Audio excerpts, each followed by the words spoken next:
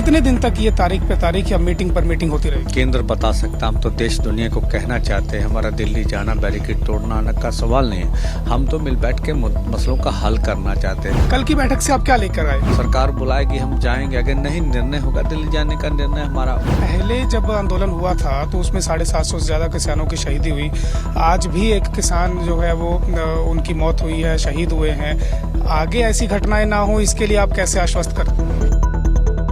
MSP की guarantee कानून समेत 24 मांगों को लेकर के किसान आंदोलन जो शुरू हुआ है दूसरी बार, उसके जो अगुवा हैं सरवन सिंह पंधेर हमारे साथ मौजूद हैं। पंधेर साहब, कल फिर तीसरे दौर की बातचीत हुई, लंबी बातचीत हुई, तलखी भी हुई। उसमें क्या कुछ बातचीत हुई और निष्कर्ष क्या निकला उसका? देखिए, बातचीत तो ठीक हुई है। जो मंत्री महोदय बातचीत में हमें आश्वस्त कर रहे हैं कि हम आपकी मांगों का ठोस हल करना चाहते हैं और एमएसपी खरीद की गारंटी का कानून, C2+50% और किसान मजदूर का कर्ज।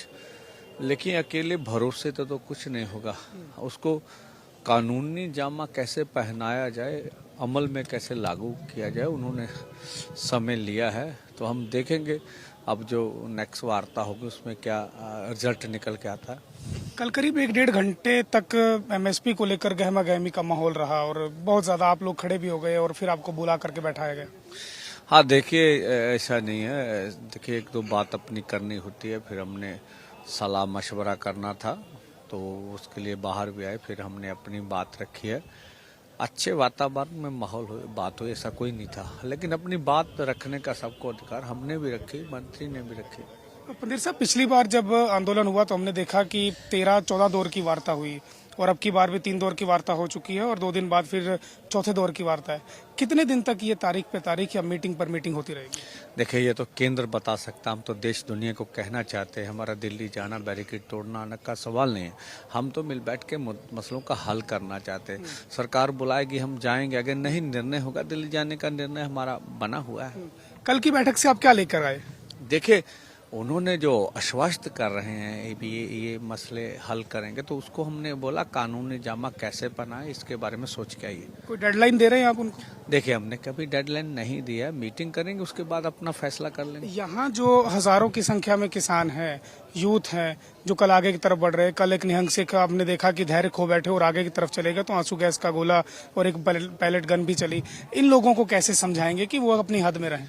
देखिए, कोई एकाध घटना हो सकती है, लेकिन सब कल पूरा दोनों बॉर्डरों पर पीसफुली दिन रहा। अभी भी आप खड़े, पीसफुली खड़े हैं। पहले जब आंदोलन हुआ था तो उसमें 750 से ज्यादा किसानों की शहीदी हुई।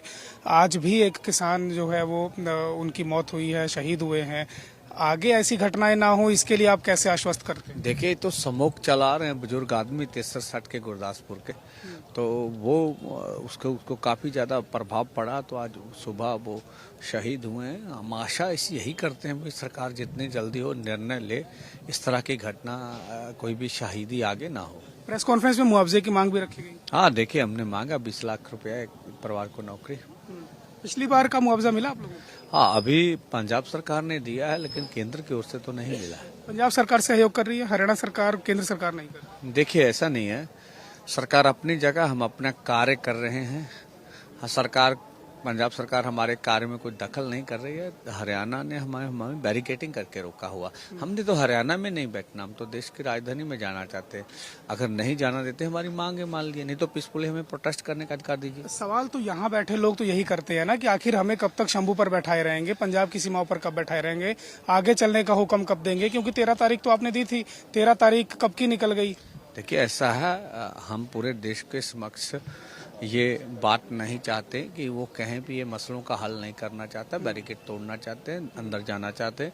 हम वार्ता करेंगे। अगर वार्ता विफल हुई तो आगे का निर्णय लेंगे। यूएनओ में भी मामला चला गया है। आपको लगता है कि ये देश का अंदरूनी मामला है और ये देश में ही रहना चाहिए? हमने तो नहीं लेके, मानवाधिकार को संगठन लेकर गए हैं, तो उसमें बात तो कोई ऐसी बात नहीं। दुनिया में तो जब यहाँ तस्वीरें जा रहे हैं, इंटरनेशनल मीडिया आया, तो ऐसा अगर खट्टर साहब नहीं करते तो अब जब कहते हैं भी दुनिया का सबसे बड़ा लोकतंत्र मुल्क है, तो अब ऐसा मत करिए। तो अब तो सरकार ही अपनी छवि खराब कर रही है ना, हम तो नहीं कर रहे हैं। हरियाणा के सीएम कहते हैं कि आप लोगों का तरीका ठीक नहीं है। जैसे गुरनाम सिंह चढ़ूनी चुनाव लड़के सदन में जाना चाहते हैं, आप लोग भी उस तरह आइए, किसान की मांग उठाइए और अपने कानून बनवाइए। देखिए, जो मर्जी बयान दे, जो उन्होंने तरीका चुना बैरिकेडिंग करके, उनका कौन सा तरीका उचित है। तो खट्टर साहब पहले से बयानबाजी करते रहते। कितने लोग घायल हुए? आखिरी सवाल सिर्फ इतना है कि एक कैजुअलिटी तो हुई है, घायल 400 तकरीबन। तो सरवन सिंह पंधेर थे, हमने इनसे बातचीत की है और इन्होंने बताया कि देखिए 70 जो हैं वो सीरियस इंजरी है, जिनको गंभीर चोटें आई हैं, और 400 से ज़्यादा किसान ऐसे हैं जिनको मामूली इंजरी है, जो अस्पतालों में पहुंचे हैं। और एक किसान की 60 साल से ज़्यादा, उनकी 64 साल के आसपास उम्र है, गुरदासपुर के रहने वाले हैं, उनकी मौत हुई है। दुखद है, पहले मौत है ये आंदोलन की। सब यही मना रहे हैं कि और मौतें ना हो इस प्रकार, किसी तरह से भी, चाहे सर्दी लगने से, हार्ट अटैक से इनकी मौत हुई, कोई भी कारण ना बने।